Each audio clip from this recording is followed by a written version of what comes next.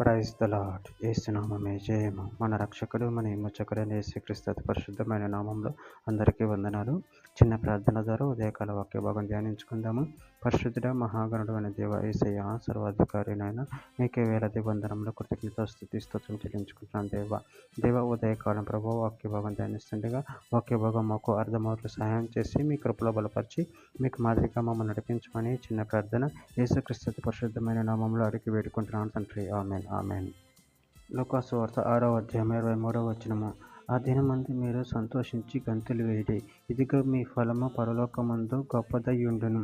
వారి పితరుల ప్రవక్తలకు అదే విధముగా చేసిరి. ఆమెన్. దేవుని వాక్య భాగం దీవించును గాక.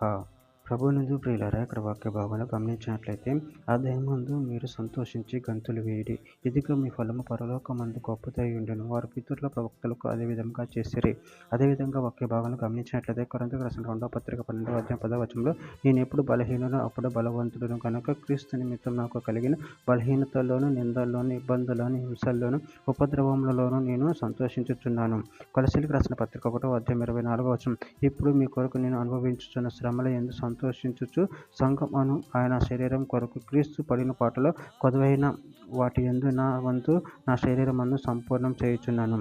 లూకా సువార్త 6వ అధ్యాయం 35వ వచనం, మీరైతే ఎట్టి వారిని విడిచియనని నిరాశ చేసి కనుక మీ శత్రువులను ప్రేమించడి, మేలు చేయుడి, అప్పు ఇయ్యుడి, అప్పుడు మీ ఫలము గొప్పదై ఉండును. మీరు సర్వోన్నతుని కుమారులై ఉందురు. ఆయన కృతజ్ఞత లేని వారి ఎడను దుష్టుల ఎడను ఉపకారి అయినాడు. తిమోతికి రాసిన 2వ పత్రిక 4వ అధ్యాయం 7-8 వచనంలో, మంచి పోరాటం పోరాడితే నా పరుగు కడముట్టించితిని, విశ్వాసం కాపాడుకుంటుని, ఇక మీదట నా కొరకు నీతి కిరీటం ఉంచబడి ఉన్నది. ఆ దినమందు నీతి గల న్యాయాధిపతి అయిన ప్రభువు అది నాకు మాత్రమే కాకుండా తన ప్రత్యక్షతను అపేక్షించు వారందరికీ అనుగ్రహించును.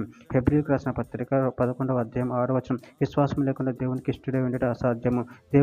దేవుని ఎద్దుకు వచ్చేవాడు ఆయన ఉన్నాడని తను ఎదుకో వారికి ఫలం దయచేయవాడని నమ్మవలను కదా.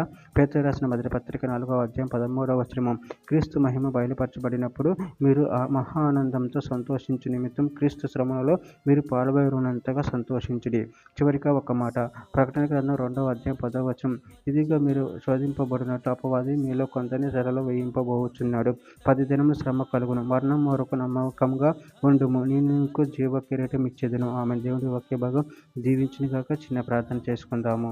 పరిశుద్ధుడా ప్రేమ కలిగిన యేసయ్య, మీరు ఇచ్చిన వాక్యాన్ని బట్టి ప్రభు కృతజ్ఞతలు చెల్లించుకుంటున్నాను తండ్రి. నేను అంతం వరకు ప్రభు మరణం వరకు నమ్మకంగా జీవించేవారు ఉండే శక్తిని బలాన్ని అనుగ్రహించి మీ ప్రేమ కృపలో నిరంతరం కాచి కాపాడమని చిన్న ప్రార్థన యేసు నామములో అడిగి వేడుకుంటున్నాను తండ్రి. Amen amen amen.